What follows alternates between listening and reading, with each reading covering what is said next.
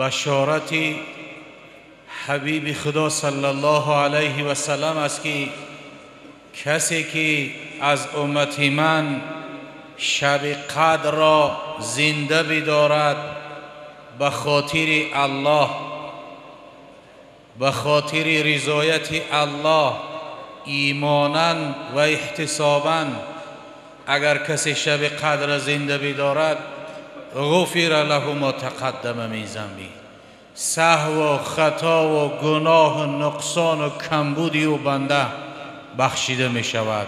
خداوند از این وعده بر همه ما و شما نصیب بگرداند. سهو و خطا و نقصان و کمبود یک ساله ما و شما را پروردگارا به خاطر این شب قدر بخشیده بگرداند. این شبی که از 1000 ماه بهتر بودن او را الله ذوالجلال خود وعده می دهد. لیلة القدر خیر من 1000 شهر. برادرای عزیزی که قرآن خونده نمیتونیم با زبان عربی، اینا با ترجمه تاجیکی و همچنین با حرفای کریلیکی طرز خوندن قرآن. اینا بسم الله الرحمن الرحیم، به نام خداوند بخشنده و مهربان. هم زبان عربی قدی نویسه، هم با زبان کریلیکی طرز خوندنش، هم ترجمهش هست. انا اعطیناک الکوثر فصل لربک وانحر. اینا یکم آیت به درستی که ما تو را کوثر عطا کردیم. یکم آیت نیم انا اعطیناک الکوثر. هر یک آیتی که میخونه ترجمهش هست، هم با زبان عربی نویسه، هم با زبان کریلیکی نویسه، هم ترجمهش با زبان تاجیکی هست. السلام علیکم و رحمت الله و برکاته. این شب قدر خدا میگه بهتر است از 83 سال و 4 ماه و 10 روز. انمی 1000 ماه 83 سال و 4 ماه و 10 روز می شود. یک شب فضیلتش چی است؟ از این بالاتر است. الحال حضرت ایشان صحبت در باب توبه کردند. یک چند جملات در این باب اضافه میکنیم. یک حدیث رسول اکرم صلی الله علیه و سلم بیان میکنیم. انشاءالله که صحبت کوتاه میگیریم، وقتم کم مونده است. عدی ابن حاتم رضی الله تعالی عنه، صحابه جلیل القدر پیامبر صلی الله علیه و سلم، در حدیثی گوهربار از نام پیامبر بیان میکند که رسول الله صلی الله علیه و سلم فرمودند: ما منکم من احد الا سیکلمه الله لیس بینه و بینه ترجمان فینظر ایمن منه فلا یرى الی ما قدم و ینظر اشأم منه فلا یرى الی ما قدم و ینظر بین یدیه الا النار تلقاء وجهه فاتقوا النار ولو بشق تمره. رواه البخاری و مسلم. این حدیث گوهربار هم بخاری و هم مسلم صحیح ترین کتاب هایی که بعد از قرآن هستند بیان کردند که پیامبر صلی الله علیه و سلم فرمود که هیچ یک از شما بنده های خدا، ما منکم من احد، یعنی هر یک نفر شما دانه به دانه، سیکلم الله ذوالجلال به هر یک تای ما و شما به علاهیدگی سخن میکند، گپ میزند. لیس بینه و بینه ترجمان، بین الله و بین ما و شما ترجمان نیست. وقتی که خدا با بنده سخن میکند، بین الله و بین بنده ترجمان نیست. در دنیا چی است؟ یک لفظانه دانه یک ترجمان است. ترجمان شاید یک کلمه را زیاد کند، یک کلمه را کم کند، یا مقصد دل این گوینده را با اون دیگر کس فهمانده نتواند. اما بین الله و بین بنده ترجمان نیست. خداوند به بندش سخن میکند، خدا از نعمتاش پرسش میکند. دستی گیرا به تو دادیم، پای روا دادیم، چشم بینا دادیم، دلی دانا دادیم، زبان گویا به تو دادیم، عقل دادیم. برای شما پیامبر از جنس خودتان فرستادیم. در نبودن پیامبر علما دعوت میکردند، از حلال و حرام تو را خبر کردند. بنده تو در بالای زمین من حیات به سر بردی، از هوای خلق کرده من نفس کشیدی، فصلهای سال برای تو تغییر دادم، چی کردی؟ ثم لا تسألن یومئذ عن النعیم. از نعمتاش خدا بنده را پرسش میکند.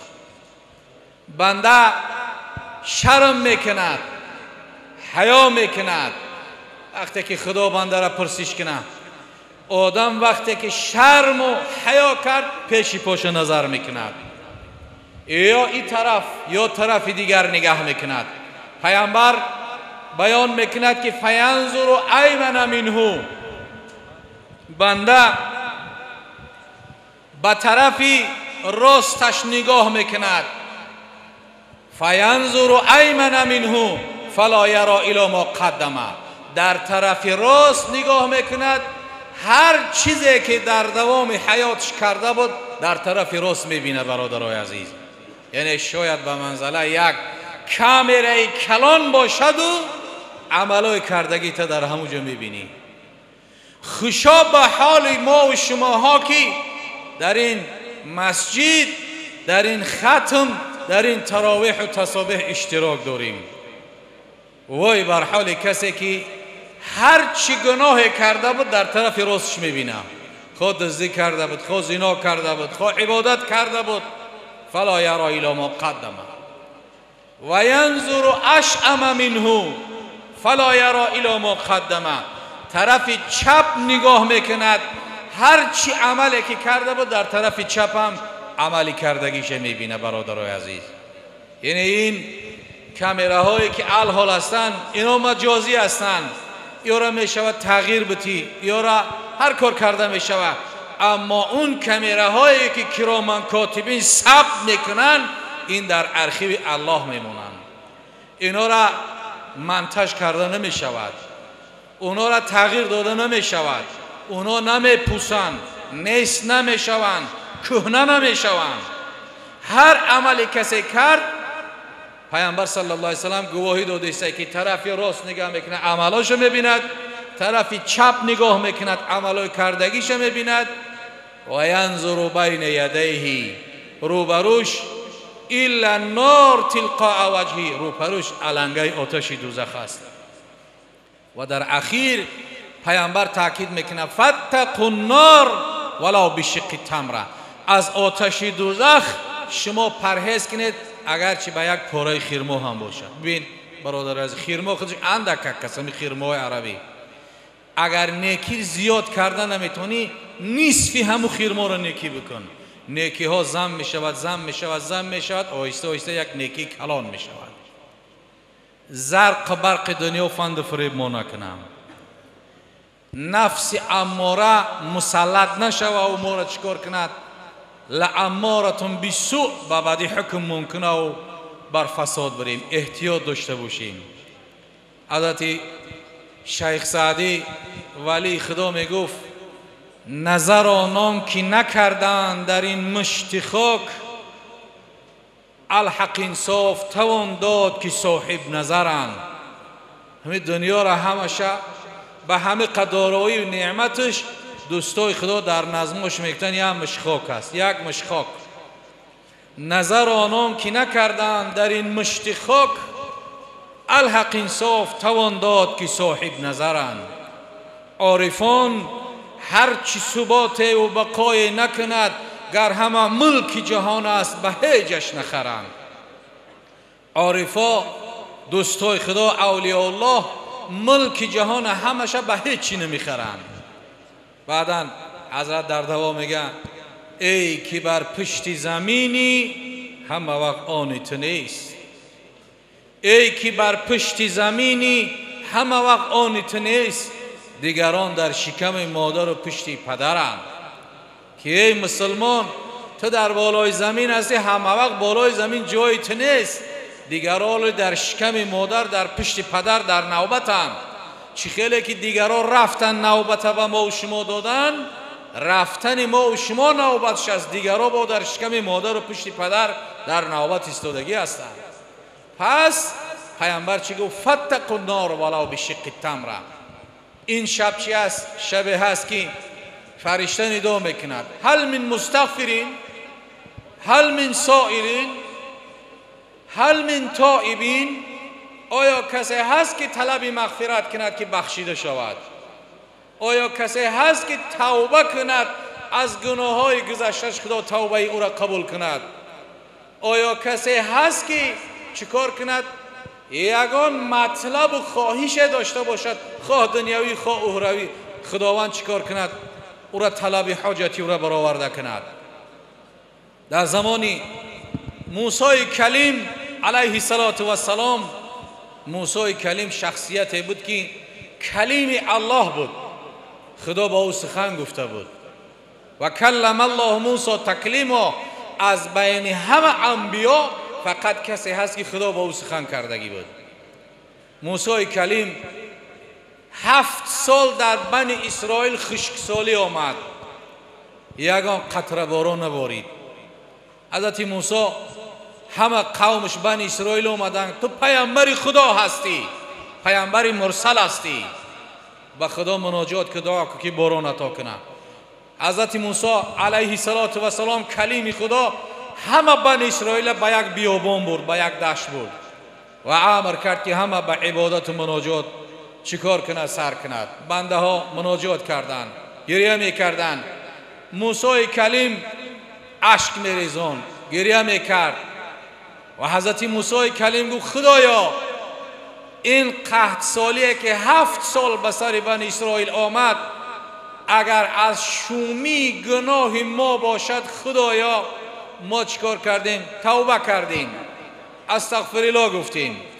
خدایا این قحط سالی و ببارشی اگر ما گناهگار هستیم، ما ترک امر کردیم، حیوانای بیچاره گناه ندارن، پرنده ها گناه ندارن، چرنده ها گناه ندارن، خدایا بر ما رحم کن. الله ذوالجلال با موسی کلیم وحی کرد که موسی در بین قوم تو همین بنی اسرائیل نفر هست که 40 سال عمر به گناه گذرانده است، به سهو و به خطا و به گناه و به نمیمه و سخنچینی. برادر عزیز سخنچین نمامه همین فضیلت هایی که در شب قدر است از اوچی است، از همین فضیلت ها محروم است. عمره به همین گذرانده بود. خداوند گفت یک نفر از بین قوم تو از کثافتی بدبختی همون یک نفر 7 سال است که دیگر باران میبارد. حضرت موسی امر که حضرت موسی را که شخصیت او از بین خارج شود از بین مردم تا که رحمت خدا سرازیر شود. موسی کلیم بسیار ناراحت با غضب با اشک ریزان به بنی اسرائیل گفت که ای مردم در بین شما هم تا یک نفر هست 40 سال عمر به گناه گذرانده است، عبادتی ندارد، بالای همه این نمام است، از بین این قوم برای دور شود که خداوند رحمت شد ببارد. هیچ کس نبرآمد و او شخصیت گریه کرد، خودش میدونه که کی است، که رو به خدا آورد از صدق دل آنچنان توبه از سوزش قلب از دل توبه کرد، گریه کرد که حتی میگه به ریشقتی بدنش تر شد، رو به خدا آورد. اندک پس بود که ابر در آسمان پیدا شد. بعد ابر پیدا شدن آنقدر باران بارید، رحمت خدا بارید که دیگه موسی پیدا میگه کلان سالا دعا میکردن، کودکا رقص میکردن، مردم خرسند و دوان و توزان و همه سرسبز خورم. حضرت موسی حیران شد، باز دعا کرد، دورتر رفت، گفت خدایا، گفت خودت گفتی که یک نفر است از کثافتی او بارش نمی شود تا نبرای ناره باران نمی شود. هیچ کس نبرآمد از قوم این باران رحمتی تو آمد.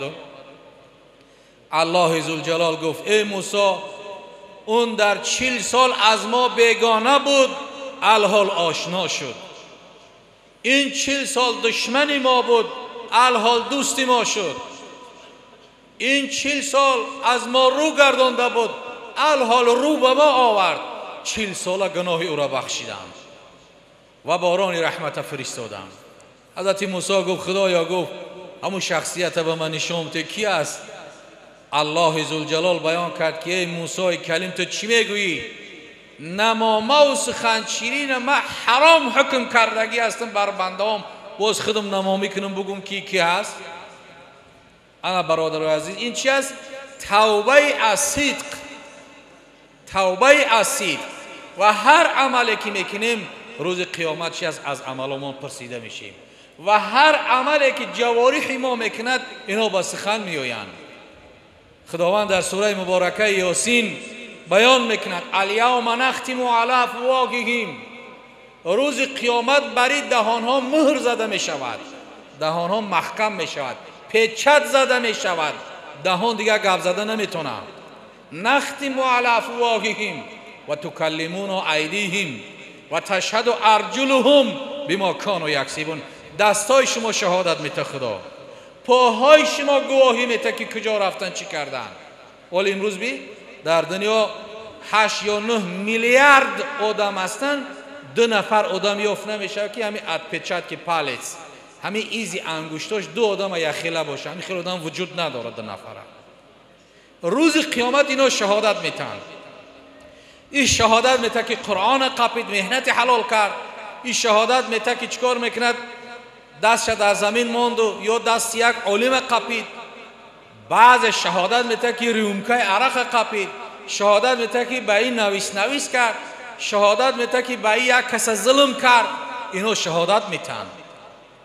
و تکلمون ایدیهم، خدا میگه دستای شما گپ میزنن.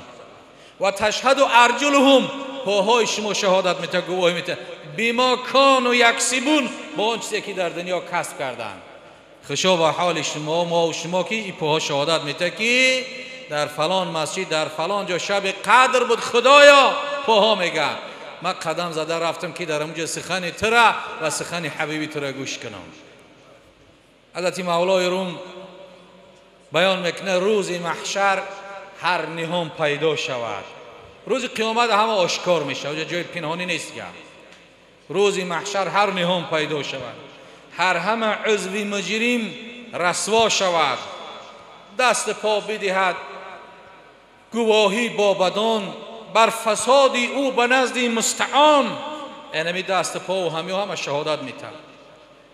دست گوید من چنین دزدیده ام، این دست شهادت میته که من دزدی کردم، حق مردم خوردم، یک کس ضرب زدم، لط کردم، هر کس یک کس مسخره کردم. دست گوید من چنین دزدیده ام، پای گوید من چنین جا رفته ام، چشم گوید کردم غمزه حرام. این چشم شهادت میته که چیکار کردم؟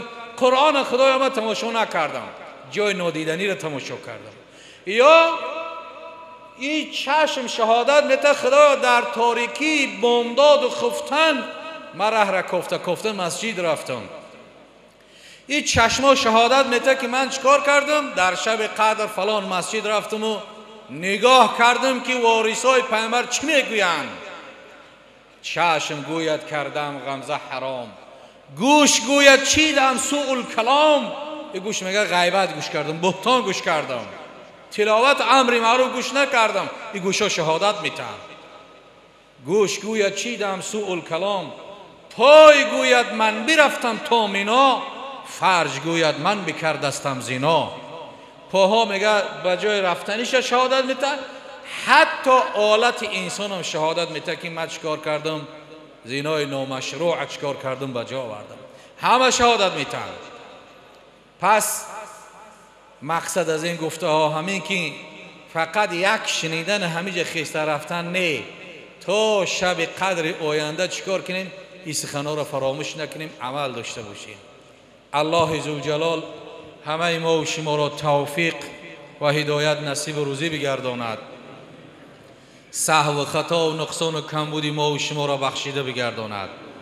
خداوندا به برکت این شب قدر و برکت این صحبت های قال الله قال رسول و برکت این ختم قرآن و تراویح و تسابیح محبت ایمان و اسلام و قرآن را در دلهایمان جایگزین بگرداند.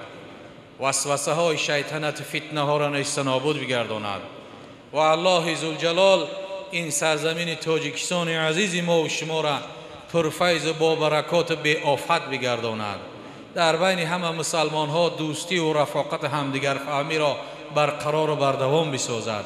ربنا تقبل دعاءنا واغفر لي يا رحمن ذنوبنا برحمتك يا ارحم الراحمين. سلامت باشه.